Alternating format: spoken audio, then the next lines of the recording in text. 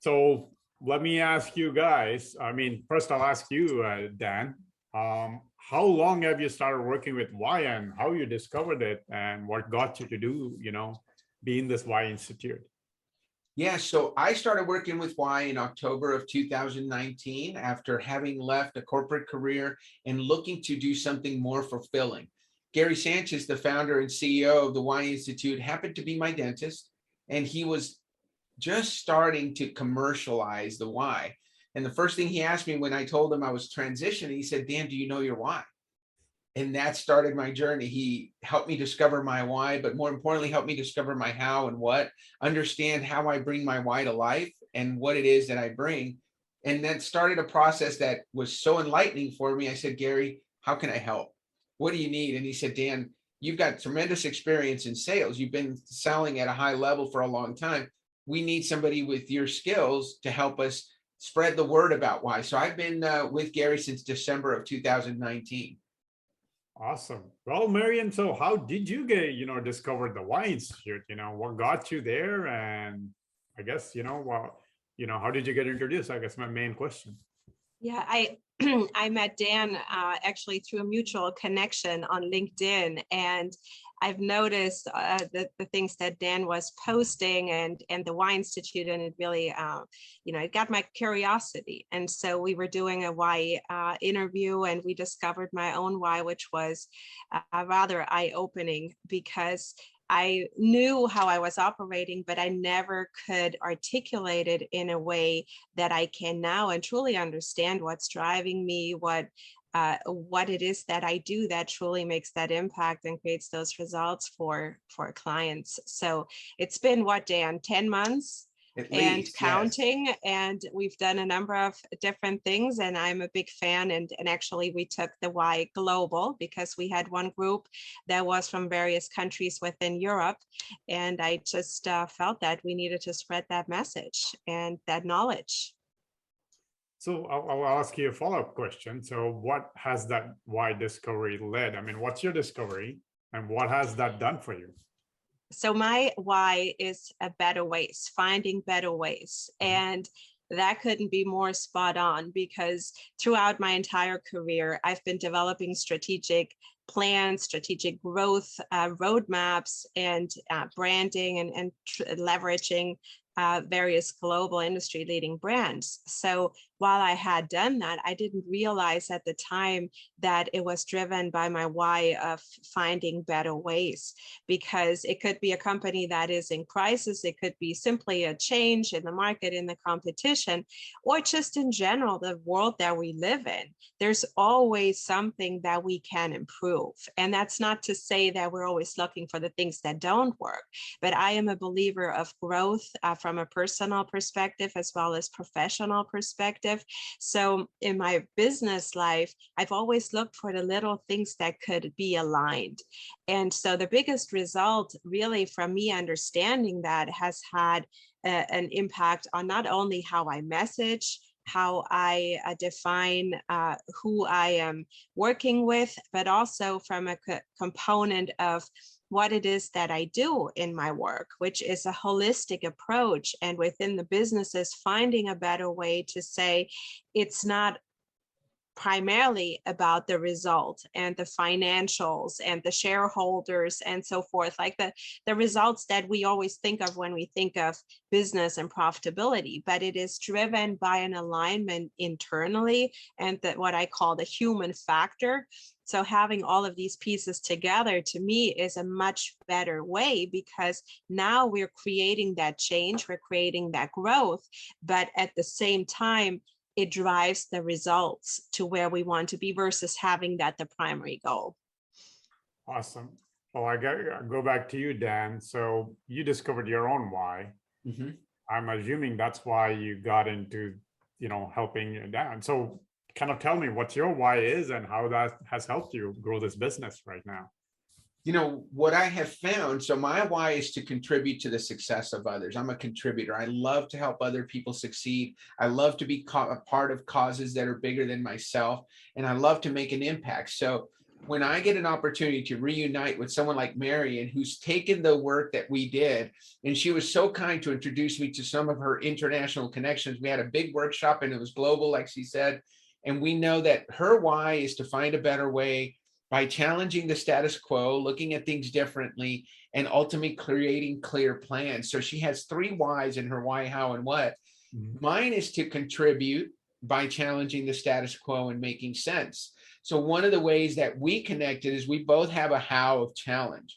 And you probably, if you heard us talk long enough, you would see that we both like to say, well, why do we have to do it that way? Why don't we do it something differently? You know, the fact that we're here together is me doing something completely different, because one of the things I always do is, hey, I want to work with our coaches who are certified coaches, but Marion has been such a valuable partner, even though she never became a certified Y coach.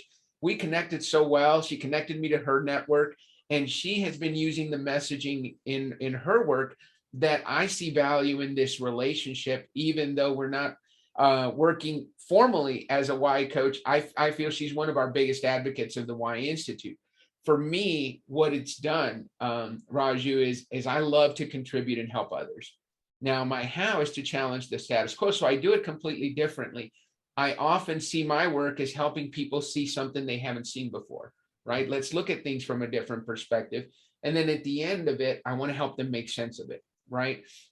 When you challenge the status quo and you bring something different to the table, sometimes people need help understanding it. And so my how, my what of makes sense really kicks in at the end to help people understand, okay, here's how I'm going to help you contribute. Here's what we're going to do that's different. And let me help you make sense of it. And when you put all 3 together, what we end up with is someone who either decides, hey, you know what, this is something I want to add to my business, or this is something I want to learn to do for others. And we end up working together more often than not. And that's why Marion and I resonated. And actually, Dan, you bring up a really good point that I'd like to elaborate on, because the reason why I haven't been part of the certification is because I am not a coach. But that's not to say that the work at the Y Institute isn't as relevant as for any other profession. I'm a strategic advisor and consultant. So I just want to point out there that even when we are not, those of us that are not coaches, this work is still extremely valuable, because it does I clearly define and identify how we can even get better in our own business, in the way we're serving our clients and are working overall. So from that perspective, I believe that the Y really has a few different, and I call it like paths that we can take that down and truly benefit. Well, let's get into that question then, right? The benefit. So give us an example. Where did it benefit you? How did it affect whatever you're building, right? So give us an example how it helped you. So a couple examples. The one that I mentioned a bit earlier, that I have found that within companies that are growth-minded, we are often looking at specific areas, whether that is sales, and particularly in real estate. I've been in the real estate and construction industries for a long time. So there's a lot of my experience has been in that. And so the focus that I found is often on the sales side, the transactions and the leads, which of course is very valid. But looking at it from a more holistic approach, and I'm giving you an example there, when you are building your processes and your systems, and you're growing your employees and your staff, your support staff, to truly support your sales teams, you're having a more holistic approach, a more rounded approach, and you're giving them the support so they can actually go out and do the job that they need to do, and that they're bringing in the business and the transactions. When you forget about that component, or when that becomes a second thought, then what is happening is you often have redundancies, you have inefficiencies, you have unmotivated employees and staff that are not jumping higher and faster like you need them to, especially right now with what's going on in the real estate world with multiple offers and low inventory. There's so much pressure and so much stress on not only the agents, of course, but also the staff and the teams and the leadership teams overall. So we have to align that. We have to create an environment where we have efficiencies, where we don't have redundancies, and where we have a culture that is not solely on the office culture, but on the corporate culture and organization overall. And the better way with that, outside of the holistic approach that I've been on my messaging, you'll notice that has changed slightly, is that of brand loyalty. Because when we hear of branding, and obviously that is my background, I've held various executive roles within the branding and the marketing throughout my career for global companies. So looking at branding, we so often see the design aspect, the marketing aspect, and we forget that branding is a lot more. There's branding internally and externally. It's the behavior, it's the customer service, it's what can you expect from a certain brand. And that same thing translates internally, the loyalty of your employees and your team members, and how well you're attracting and retaining. So that to me has been one of the big improvements, knowing my better way of truly taking the branding to a whole new level. Got you. Now, do you, your why helps you do that, but do you also try to discover their why to help in that? Oh, absolutely. Absolutely. Because, when you're working with a client that is not looking for a better way, then that, it's a two-way street, right? So you have to understand the needs that the client has, what the personalities are within, what is the structure, what is already in place, so you can truly create something that will get that particular client from point A to point B. But that's why I said earlier, the clients that I tend to work with are those that have a growth-minded approach. Yeah, gotcha. Awesome. Well, Dan, how about you? Obviously you're marketing, you probably have a lot of examples. Can you give an example where it has benefited your clients or yourself personally? Well, I think, the biggest benefit that our clients see is in their messaging, because when you let people know what it is that drives you. So for example, in Marion's case, she's driven to find a better way. You can hear it every time you hear her talk. She's found a better way, and she's driven to share that with others. So that's what she does. And how she goes about it is by challenging the status quo and looking at things differently. And ultimately, what she delivers for her clients are clear, actionable plans.